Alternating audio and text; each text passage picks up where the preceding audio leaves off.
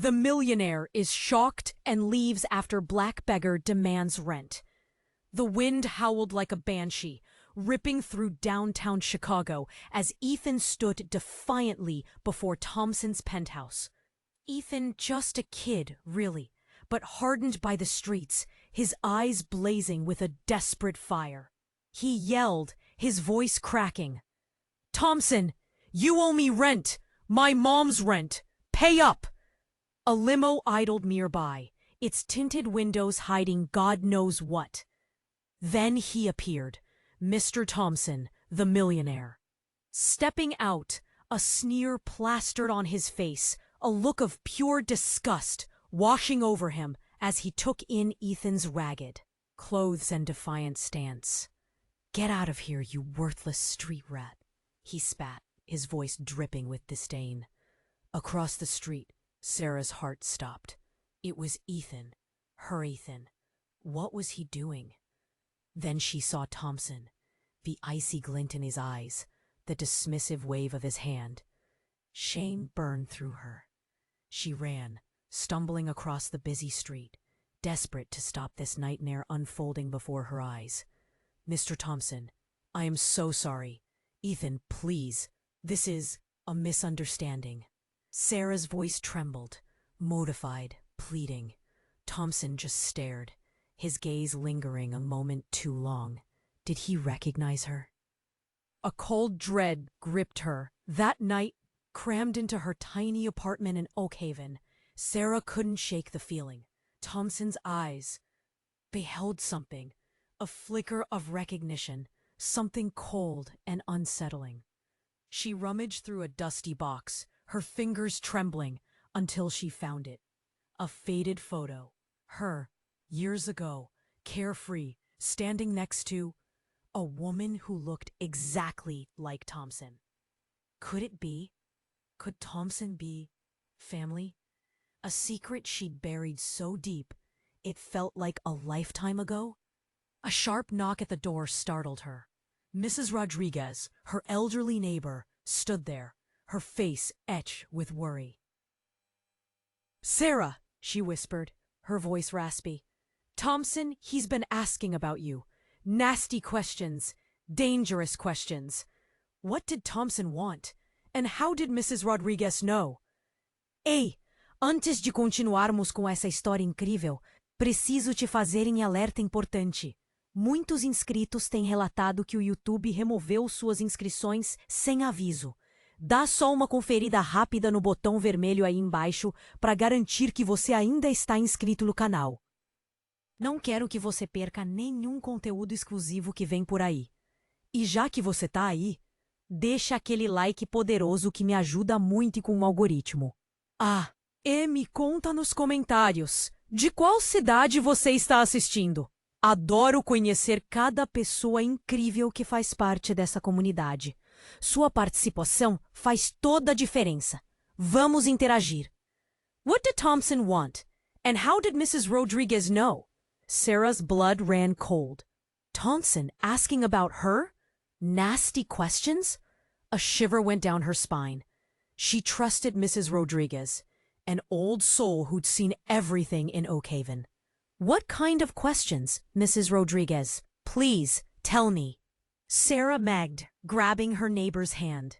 Mrs. Rodriguez squeezed her hand back, her eyes filled with a mix of fear and pity. He wanted to know. About your past, your family. Said he was doing background checks. Sounded like a load of bull to me. Sarah felt like the walls were closing in. This was bad. Really bad. She had to get Ethan out of here, away from Thompson. But where could they go? She barely had 2 nickels to rub together.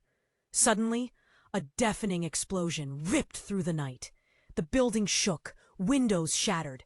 Screams erupted from the other apartments. "What was that?" Sarah shrieked, clutching Mrs. Rodriguez.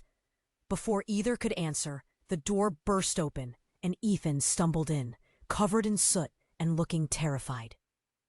"Sarah! They're after us! The building's on fire!" he gasped, his voice hoarse. "Who's after us, Ethan? What's going on?" Sarah demanded, pulling him closer. He hesitated, his eyes darting around the room. Thompson, he sent guys. They said I knew too much about something. Sarah's mind raced. What did Ethan know? More importantly, how did it connect to Thompson? Then Ethan blurted out a sentence that froze Sarah to the bone. He's not just a millionaire, Sarah. He's my dad. The words hung in the air, heavier than the smoke filling the apartment. Ethan, her Ethan, was Thompson's son? But that wasn't even the worst part. Ethan continued, his voice trembling. He said he had to get rid of me because I saw him kill someone. Sarah's world tilted. Thompson, a murderer, and Ethan, a witness? This wasn't just some rich guy being a jerk. This was life and death. The flames were spreading, the heat unbearable. They had to get out. Now.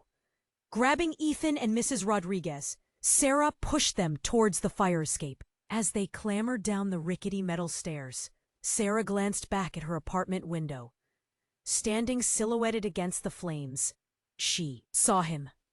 Thompson. He was watching them, a cold, calculating look on his face. He raised his hand, not to wave, but to point something at them. Sarah's eyes widened. It wasn't a gun. It was a detonator. He was going to blow the whole building with them inside.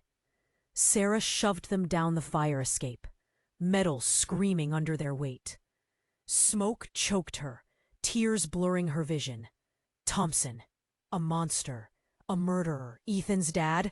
Suddenly, a blinding flash. The building behind them erupted in a fireball. Debris rained down, a chunk of brick slamming into Sarah's shoulder. Pain shot through her.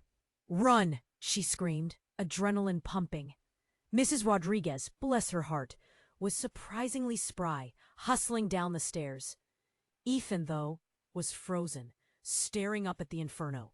"Ethan, move!" Sarah yelled, grabbing his arm. He didn't budge. "He's my dad," he mumbled, his voice lost in the roar of the fire. "He's trying to kill us," Sarah snapped, shaking him. "Snap out of it." They reached the bottom, stumbling onto the grimy sidewalk. People were screaming, running, chaos everywhere. Sarah pulled them into a dark alleyway. "Okay, we need a plan," she said, trying to stay calm. "We need to get to the police." But then Mrs. Rodriguez gasped, pointing a trembling finger. "Look!" Across the street, amidst the flashing lights in the pandemonium, stood a figure. Not Thompson, someone else. A woman. Tall, elegant, with a steely gaze that cut through the chaos like a knife. She was dressed in a sharp, expensive suit, and she was staring directly at them. But it wasn't her clothes or her demeanor that made Sarah's blood run cold. It was her face. She looked exactly like Ethan. But it couldn't be. Ethan's mom died years ago, right? As if reading Sarah's mind, the woman smiled, a cold, predatory smile. Then she raised her hand and held up a photo, a faded, creased photo. Sarah squinted, trying to make it out. It was a picture of Thompson, but he was younger, much younger, and standing beside him, her arm linked through his, was the woman. The woman staring at them from across the street. But there was something else, something that made Sarah's stomach churn. Scrawled across the back of the photo, in shaky handwriting, were 2 words, "Daddy's girl." Ethan suddenly gasped, clutching his head. "No, it can't be." Sarah felt a wave of nausea. What was going on? Who was this woman? Then the woman across the street spoke, her voice amplified by some kind of device. It echoed through the alleyway, clear and cold. "Hello, Ethan," she said, her voice dripping with ice. "I'm your sister." And then the bomb dropped. "And Daddy dearest," she continued, her eyes glinting with a disturbing mix of amusement and anger. "Forgot to mention, I'm the real heir to the Thompson fortune, and I don't appreciate him trying to off my little brother." She paused, her gaze hardening. See, Ethan, Daddy made a mistake. He thought you knew. Too much. But you don't know anything about what he's really done, and I'm here to make sure he pays for it. She looked directly at Sarah, her eyes piercing. And you, sweetie, you're collateral damage. But don't worry, I have plans for you too. Sarah felt a shiver run down her spine. This wasn't just about money or murder. This was something far bigger, far more twisted. The woman smiled again, a truly terrifying smile. Game on. Game on. Sarah's mind spun. Sister? Real heir? What a mess! Ethan looked like he was about to faint. Mrs. Rodriguez was just staring her mouth open. Okay, people, move, Sarah yelled, grabbing their arms. They needed to get away from the fire, from the sister, from everything. They ran. They ran until their lungs burned, until their legs screamed. They didn't stop until they were huddled in a deserted subway station, the rumble of passing trains the only sound. What was that all about? Sarah asked, gasping for air. Ethan was shaking his head. I don't know. I never knew about any sister. My mom, she never said anything. Mrs. Rodriguez, surprisingly, was the calmest. Honey, rich folks got secrets. Lots of. You just gotta figure out which ones are gonna kill ya. Suddenly, Ethan stiffened. Wait, I remember something. A name. My mom used to whisper it in her sleep. Victoria. Don't let him, Victoria. Victoria, the sister's name. Then bam! The subway station lights flickered and died, plunging them into darkness. Screams echoed. Sarah grabbed Ethan and Mrs. Rodriguez, pulling them behind a pillar. What's going on? She whispered, her heart pounding. A voice, cold and clear, cut through the darkness. Looking for something, little brother? It was Victoria, but she wasn't alone. Shadows moved behind her. Guys. Big guys. Get away from him, Sarah yelled, stepping in front of Ethan. Victoria laughed. Brave little thing, aren't you? Too bad you're on the wrong side. Then everything exploded. Gunshots, screams, the smell of gunpowder. Sarah pushed Ethan and Mrs. Rodriguez to the ground, shielding them with her body. And then, nothing.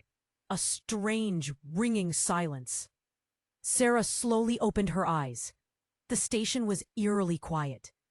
The only light came from the emergency exit signs, casting long, distorted shadows. Victoria and her guys were gone.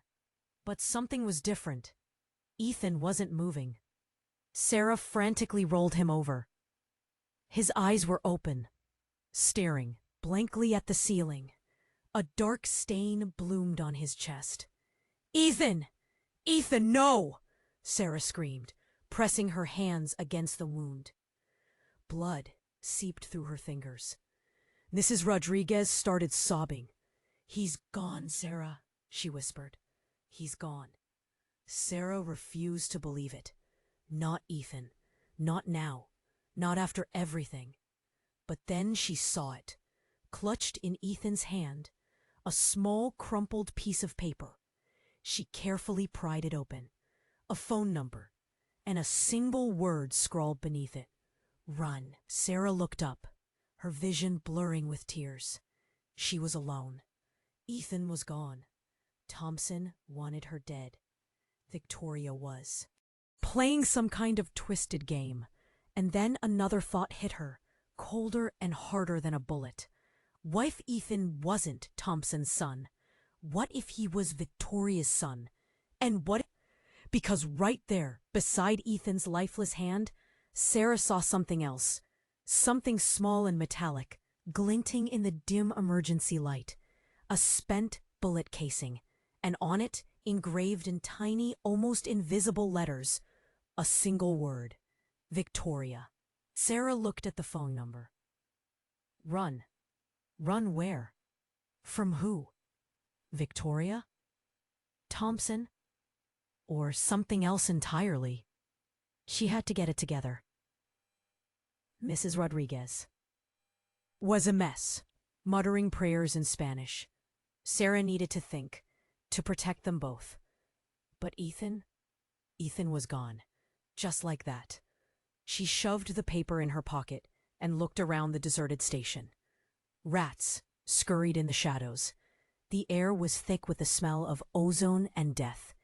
Suddenly, Mrs. Rodriguez grabbed her arm, her eyes wide with terror. "Sarah! The body! It's changing!" Sarah frowned. Changing? What was she talking about? She knelt back down beside Ethan, ignoring the sticky blood. And then she saw it. Ethan's skin. It was shimmering, almost translucent. His features were blurring, shifting. It was like watching a wax figure melt in the sun. What in God's name? Mrs. Rodriguez started screaming again, louder this time. Sarah couldn't blame her. This was impossible. As Sarah watched in horror, Ethan's body began to unravel. Not in a gory, violent way, but more like shedding a disguise. Layers of skin, muscle, bone, dissolving into a shimmering, iridescent dust. It was like something out of a sci-fi movie. And then, when it was almost done, when only a faint outline remained, a new form began to coalesce. It was smaller, more delicate. Sarah gasped. Standing where Ethan's body had been was a girl. A young girl, maybe 12 or 13 years old. She had long, dark hair and wide, frightened eyes. She was naked, shivering, and she was staring right at Sarah. Who are you?" Sarah stammered, her voice trembling. The girl didn't answer. She just looked at Sarah, her eyes pleading.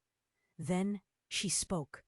Her voice was a soft whisper, but Sarah heard every word.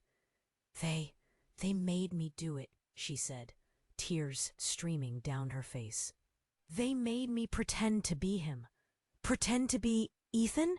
Sarah asked, her mind reeling. The girl nodded. My name is Maya. And they said if I didn't do what they told me, they would hurt my family." Maya. Ethan. This was insane. "Who, Maya? Who made you do this?" Sarah pressed, grabbing her hand. The girl hesitated, her eyes darting around the station. I can't say. They'll kill me." Then a flicker of recognition crossed her face. "Wait, you're Sarah, right?" "Ethan, he told me about you. He said you were the only one he trusted." Sarah's head was spinning.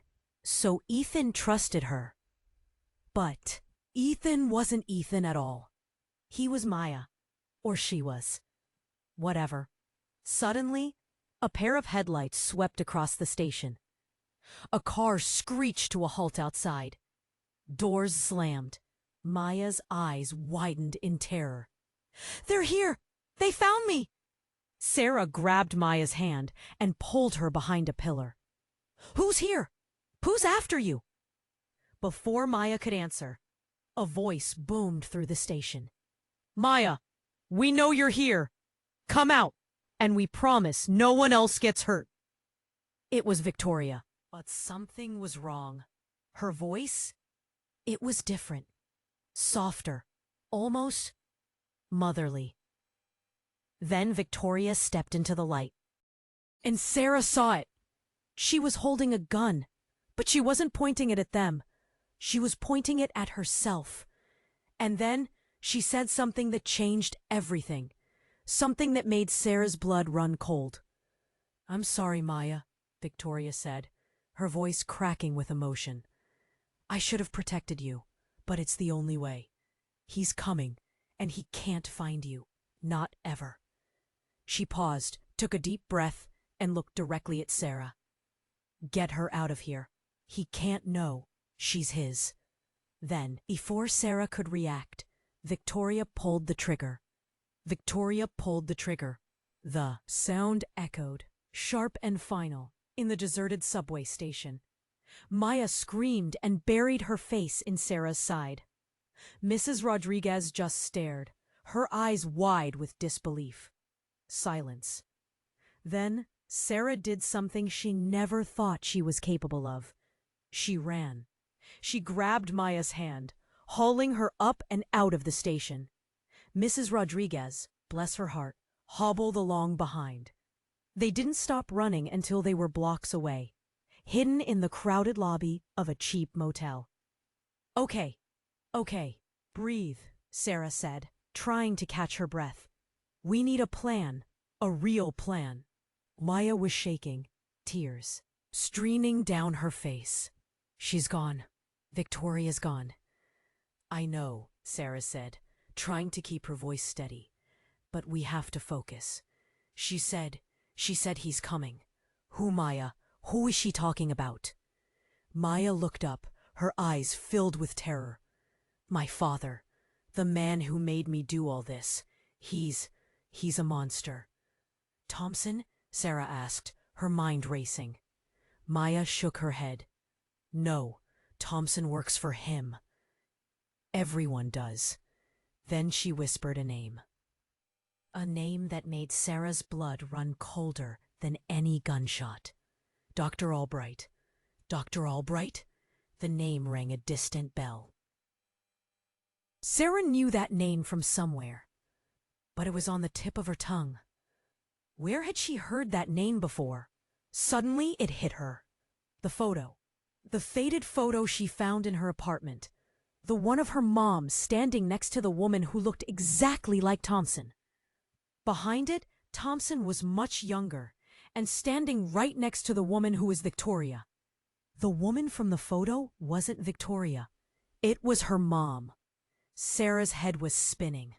What if Dr. Albright wasn't just some random bad guy? What if he was her father? The father she never knew. Maya was watching her, her eyes wide with fear. He's coming for me, Sarah. He always does. He wants me back. Back where? Sarah asked, her voice trembling. Maya hesitated. To the lab, to the projects. Projects? What kind of projects? Then Maya said something that changed everything. He created me, Sarah. I'm not real. Not like you are. Sarah stared at her, speechless. Created? What did that even mean? Suddenly, the motel lobby doors burst open. Two men in black suits strode in, their faces grim. There she is! One of them shouted, pointing at Maya. They started towards them, their hands reaching for their guns. Sarah grabbed Maya's hand and pulled her behind a potted plant. Run! She yelled at Mrs. Rodriguez, who was already halfway to the exit. They burst out of the motel and into the street, dodging cars and screaming pedestrians. The men were right behind them, firing wildly. Sarah felt a sharp pain in her arm. She'd been hit, but she couldn't stop. Not now. They ran and ran until they reached the Chicago River. Without hesitation, Sarah jumped in, pulling Maya with her. The water was freezing, but it was better than being caught. They swam as fast as they could, the men shouting after them from the riverbank. Finally, they reached the other side, shivering and exhausted. They collapsed on the muddy bank, gasping for air. We lost them, Sarah said, her voice trembling. Maya was shaking her head. They'll be back. They always come back. Suddenly, a figure emerged from the shadows. A tall, imposing man in a white coat. Dr. Albright. He smiled, a cold, calculating smile. Hello, Maya, he said, his voice smooth and silky. It's time to come home. Then he looked at Sarah, his eyes narrowing. And you're just like your mother, always getting in the way. Sarah felt a chill run down her spine. He knew. He knew about her mother. He knew everything. But then he said something that made Sarah's world tilt on its axis. You see, Sarah, Maya isn't just a creation. She's your sister. He paused, letting the words sink in. And you both have something I need.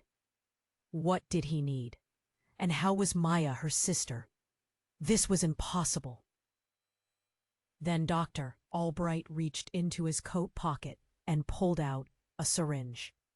"Don't worry," he said, his eyes glinting with madness. "This will all be over soon." He stepped forward, syringe in hand. But then something unexpected happened. A gunshot rang out. Dr. Albright staggered back, clutching his chest. He looked up, his eyes wide with shock. Standing behind him, a smoking gun in her hand, was Mrs. Rodriguez. But it wasn't Mrs. Rodriguez. It was someone else. Someone Sarah had never seen before. A woman. A woman who looked exactly like Sarah. But there was something different about her. Something colder. Something dangerous. "Ice, I'm your twin sister. And I've been waiting a long time for this. Twin sister? What the heck?" My brain felt like it was gonna explode. Albright went down hard, clutching his chest, blood everywhere. Mrs. Rodriguez, or whoever she was, looked like she'd seen a ghost. Maya was just staring, frozen. This new Sarah? She was me, but sharper, colder, like looking in a messed up mirror. "Who are you?" I managed to croak out. My arm throbbing, she smirked. "You can call me Serafina. And let's just say, Dad made more than one oopsie in the lab." She gestured to Albright's body with the gun. "Had to take care of him. He was getting sloppy." Dad? Albright? What was she talking about? This whole thing was spinning out of control. Then Serafina looked at Maya, and her face softened a bit. "Just a bit. Don't worry, little sis. I'm not gonna hurt you. You're valuable." Little sis? Was Maya another clone? Another experiment? I couldn't even process it anymore.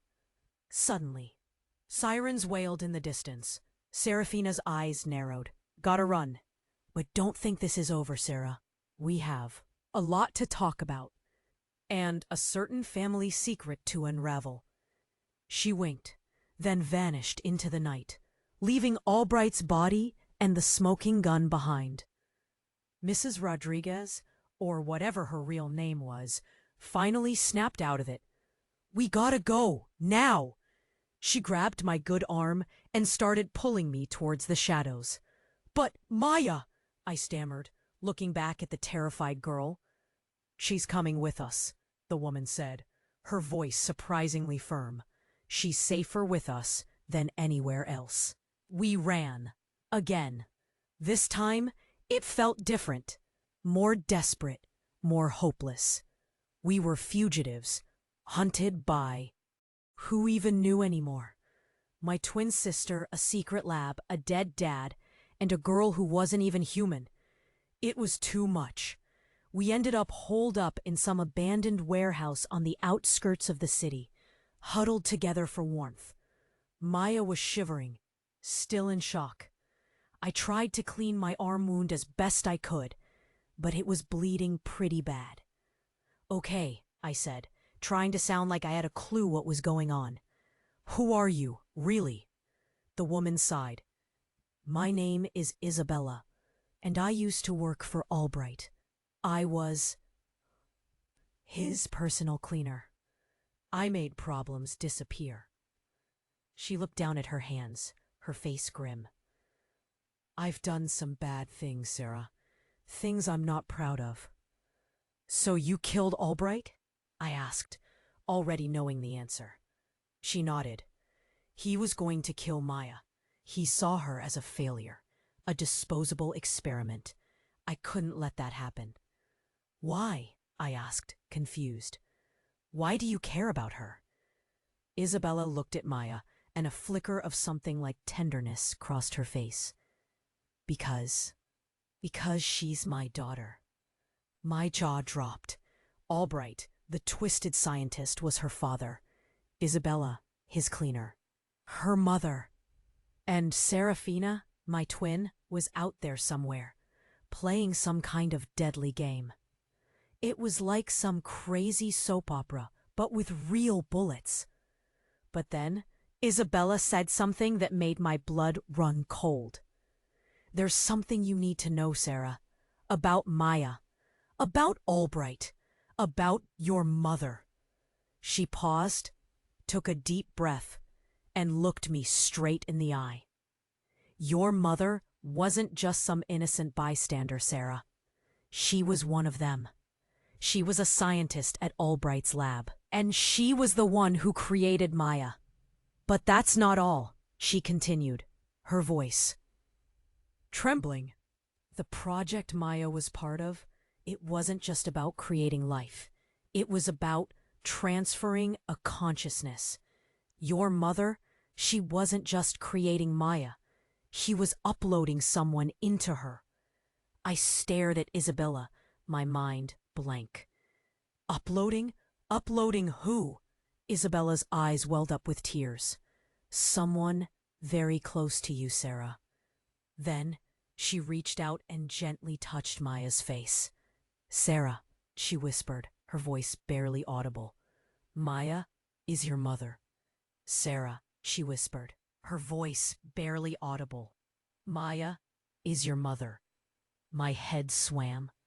Isabella, with her killer skills and mom-level affection for Maya, just dropped a bomb bigger than the one that torched my apartment. Maya, the kid I was trying to protect, was actually my mom? I stared at Maya, really looked at her. Those wide, scared eyes, were they the same eyes I'd seen in old photos of my mom? The same gentle spirit trapped in a kid's body? It was too much. Way too much. That's impossible," I stammered, backing away. "My mom, she died years ago." Isabella shook her head, her face etched with sadness. "She did die, Sarah. But Albright, he found a way to bring her back. Or a version of her anyway. He was obsessed with defying death, with controlling life. Your mom, she was his masterpiece, his greatest experiment." "But why?" I asked, my voice cracking. Why would she let him do this to her?" Isabella hesitated. "She didn't have a choice, Sarah. She was dying. Cancer. Albright offered her a way out, a chance to live on. But he twisted it. He used her love for you against her. He promised her she could watch over you, protect you, even after she was gone." I looked at Maya, at my mom, and tears welled up. In my eyes, she reached out to me, her small hand trembling. "Sarah, I remember you," she whispered, her voice barely audible. "When you were little, I used to sing you lullabies. Do you remember?" She started to hum, a soft, sweet melody that tugged at something deep inside me. A forgotten memory, a feeling of warmth and safety.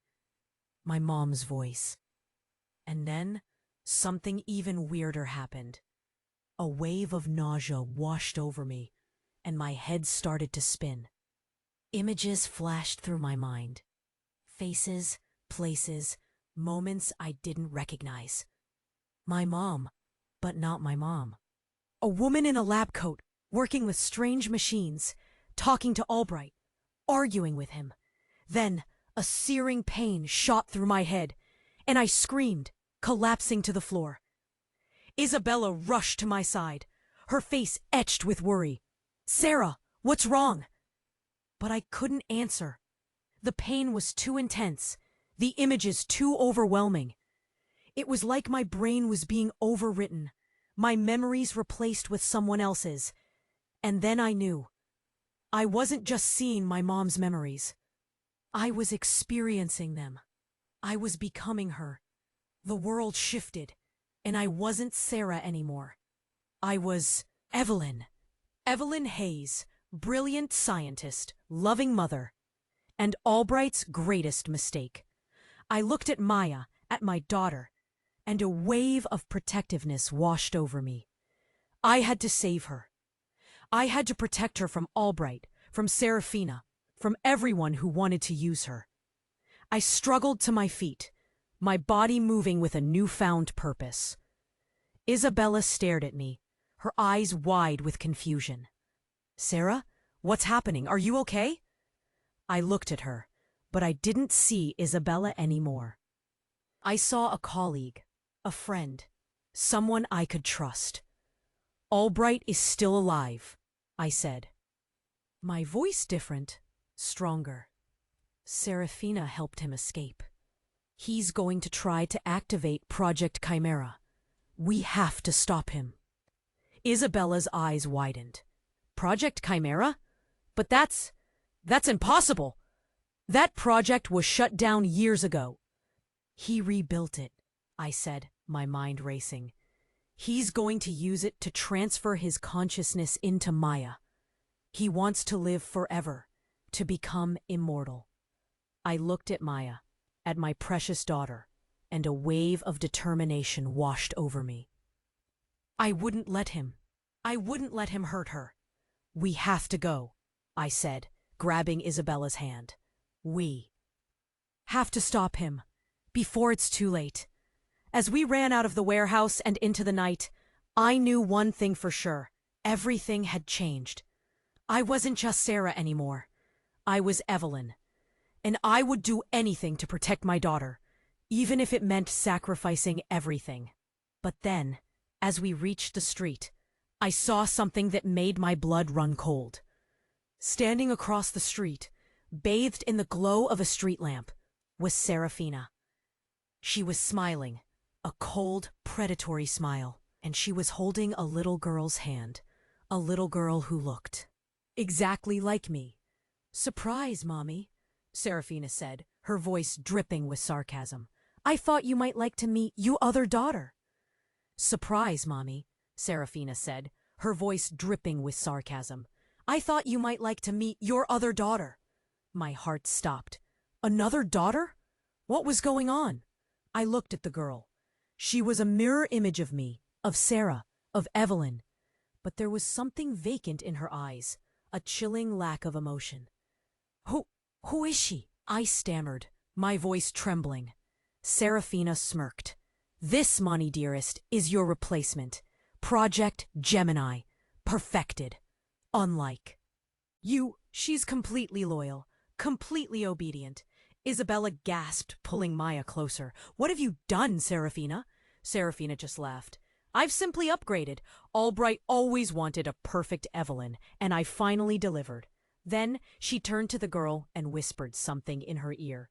The girl's eyes snapped into focus, a cold, calculating glint replacing the emptiness. She looked at me, and a shiver ran down my spine. It was like looking into a predator's eyes.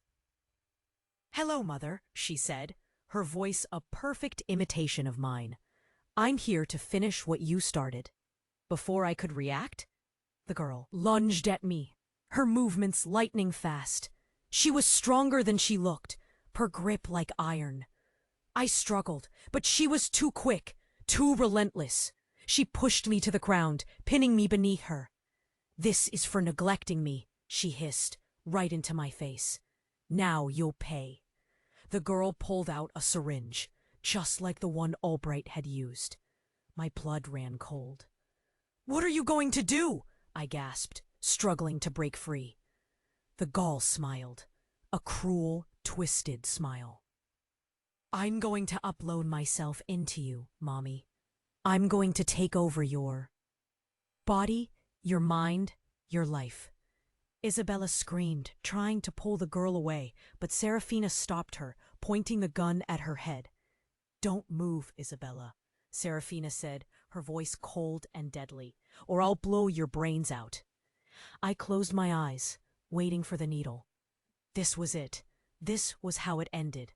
My mind, my body, stolen by my own daughter, sister, clone. I couldn't even begin to understand what was happening. I just wanted it to be over. But then something unexpected happened. A guttural roar ripped through the air. The girl froze, her eyes widening. In terror, Serafina whirled around, her face etched with shock, And then I saw it. Maya. But it wasn't Maya. She was changing. Her body was convulsing, her limbs contorting. Her skin was rippling, shifting. It was like watching a creature transform in a horror movie. She started growling, a low, animalistic sound that sent shivers down my spine. Her teeth elongated into fangs, her nails sharpened into claws. Her eyes glowed with an eerie, inhuman light. She was no longer Maya. She was something else, something monstrous. Serafina screamed, dropping the gun. The transformed Maya lunged at her. Her claws extended. Serafina didn't stand a chance. With a horrifying shriek, Maya ripped into her. Everything happened at once. Blood, screams, torn flesh, and an insane, guttural laugh. And in seconds, Serafina and the little girl looked to be nothing but piles of shredded flesh. Silence fell, the scene more terrifying than I could put together. I realized that Isabella and I were frozen in utter shock. I couldn't even process the savagery I witnessed. Even if my old and new memories combined, it was too much. Suddenly, Maya turned to me, her glowing eyes locking onto mine.